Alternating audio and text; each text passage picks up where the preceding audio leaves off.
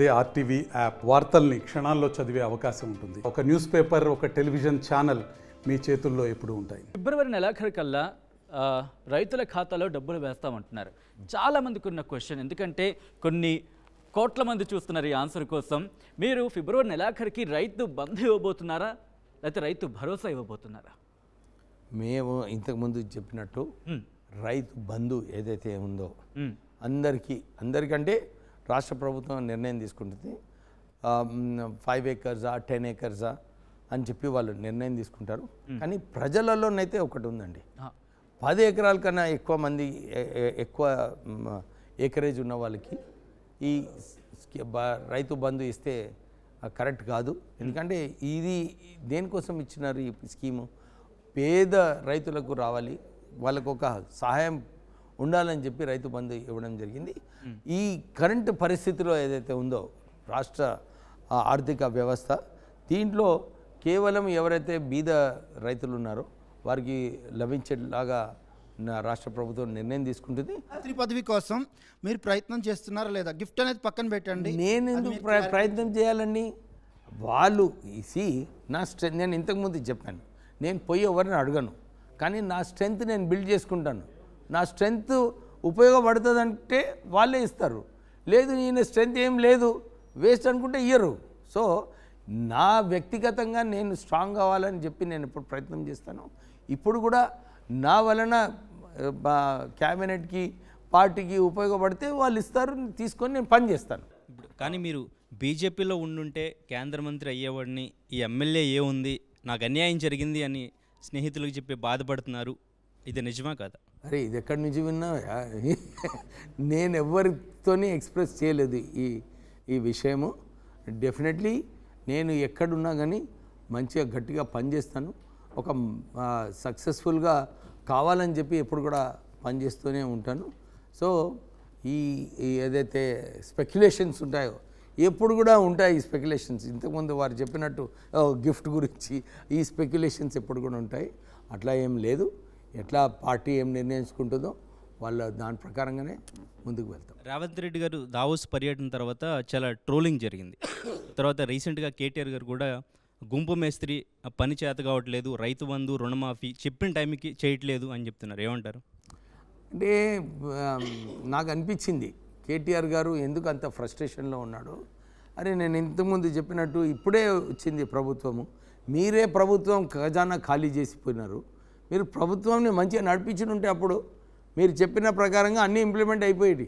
కానీ మీరు ఇంతకుముందు ఏమన్నారు? 3 లక్షల కోట్లే అప్పు ఉందన్నాడు కేసీఆర్. అసెంబ్లీలో చెప్పినాడు అన్ని అబద్ధాలు, 6 లక్షల కోట్లు కావని చెప్పి ఆయనే అన్నాడు. కానీ అక్కడ అప్పు ఎంత ఉంది? 6,70,000 కోట్ల రూపాయలు అప్పు ఉన్నది. అంటే కేటీఆర్ గారు ఏదైతే మాట్లాడుతున్నాడో ఆయనకు తెలుసు అనుకుంటా, మేము మొత్తము ఈ రాష్ట్రాన్ని దోచుకున్నాము, వీళ్ళకు ఇంప్లిమెంట్ చేయడానికి నిధులు ఉండవు అని చెప్పి ఆయన ఆల్రెడీ నిర్ణయించుకున్నట్టున్నాడు. కానీ ఆయన ఏదైతే రిమార్క్స్ చేసినాడో రేవంత్ రెడ్డి పైన డావోస్ మీటింగ్లో, ఇట్లా ఇంగ్లీష్ రాకుండా సరిగా మాట్లాడలేదు మేస్త్రి అని, అంతా చాలా లో అండి. అట్లా మాట్లాడదు. ముఖ్యమంత్రి అయినప్పుడు ఆయన వెళ్ళినాడు, ఒక మిషన్ మీద వెళ్ళినాడు, మన రాష్ట్రానికి ఇన్వెస్ట్మెంట్స్ తీసుకొస్తే బాగుంటుందని చెప్పి వెళ్ళినాడు. ఒక్కోసారి నాకు కూడా తెలుగు సరిగా రాదు, బీలిటిల్ చేయొద్దు కదా. ఆయన ముఖ్యమంత్రి అయినాడు, ఆయన ఏ స్థాయిలో ఉన్నాడో ఆ బేసిస్ పైననే ఆయన ముఖ్యమంత్రి అయినాడు. సో ఆయన పోయి మంచిగా 43,000 crores మన రాష్ట్రానికి రావడం జరిగింది. మంచి విషయాలు, దాని గురించి మాట్లాడాలి. కానీ ఆయన మేస్త్రి లెక్క ఎందుకు కాదండి. ఆయన ఏమన్నాడు రేవంత్ రెడ్డి?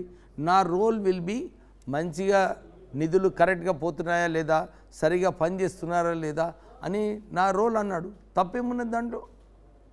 అదే ఉండాలి రోలు. అది మా ఫ్రెండ్ వచ్చినాడు, ఆ కాంట్రాక్ట్ ఆయనకు ఈ ధర్నీలో ఈ ల్యాండ్ ప్రొహిబిటెడ్లో పెట్టు, మళ్ళీ సెటిల్మెంట్ చేసుకో, అవన్నీ కూడా అవసరం లేదు. రైట్. కౌసల్య సార్, అగ్రికల్చర్ యూనివర్సిటీలో 40,000 మంది యువకులకి మీరు ఉద్యోగాలు ఇస్తానని చెప్పారు. 2 నెలలు అవుతుంది అధికారంలోకి వచ్చి, ఇప్పటిదాకా పనులు కూడా స్టార్ట్ చేయలేదని అంటున్నారు, ప్రచారం జరుగుతుంది. నీ అగ్రికల్చర్ యూనివర్సిటీలో నేను ఎప్పుడు చెప్పలేదు. నేను చెన్నూరు నియోజకవర్గంలో ఉద్యోగ అవకాశాలు కల్పిస్తానని చెప్పి నేను మాట ఇవ్వడం జరిగింది.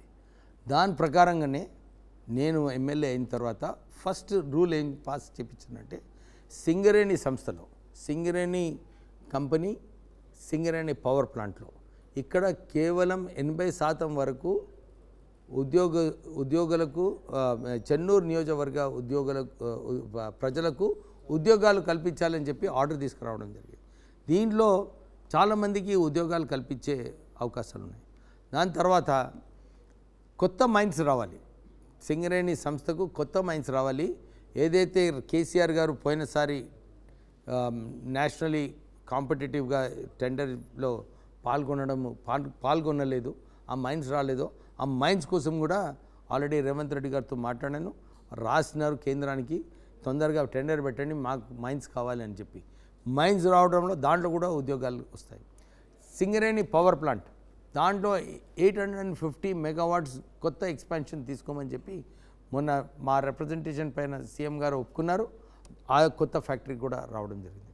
నేను ప్రామిస్ చేశాను, ఇక్కడ చెన్నూరు నియోజకవర్గంలో స్కిల్ డెవలప్మెంట్ సెంటర్స్ ఎస్టాబ్లిష్ చేసి మా ప్రజలకు వాళ్ళకు ఉద్యోగాలు కల్పించేలాగా చేస్తామని చెప్పినాను.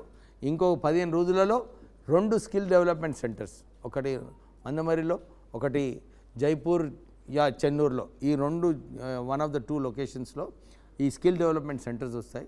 సో ఇనఫ్, ఎందుకంటే ఈరోజు కూడా మంచిర్యాల డిస్ట్రిక్ట్లో చిన్న చిన్న పనులకు కూడా వాళ్ళు హైదరాబాద్ వస్తున్నారు. ఇవన్నీ కూడా ఎందుకు రావాలి హైదరాబాద్కి? వేస్ట్ ఆఫ్ ఫ్యూయల్, అక్కడి నుంచి ఇక్కడ రావడం మళ్ళీ పోవడము, ఇదంతా వేస్ట్ ఆఫ్ రిసోర్సెస్. ఇవన్నీ జాబ్స్ కూడా అక్కడనే స్కిల్ డెవలప్మెంట్ సెంటర్లో వాళ్ళకి చేస్తే ఉద్యోగాలు అక్కడనే కల్పిస్తారు. 5 yearsలో ఏదైతే నేను చెప్పినానో దాని ప్రకారంగానే నా ప్రామిస్ ఫుల్ఫిల్ చేసుకుంటాను. మరిన్ని వీడియోస్ కోసం ఛానల్ ని సబ్స్క్రైబ్ చేయండి, లేటెస్ట్ అప్డేట్స్ కోసం వాట్సాప్ ఛానల్ ని ఫాలో చేయండి, అండ్ లింక్ డిస్క్రిప్షన్ లో ఉంది.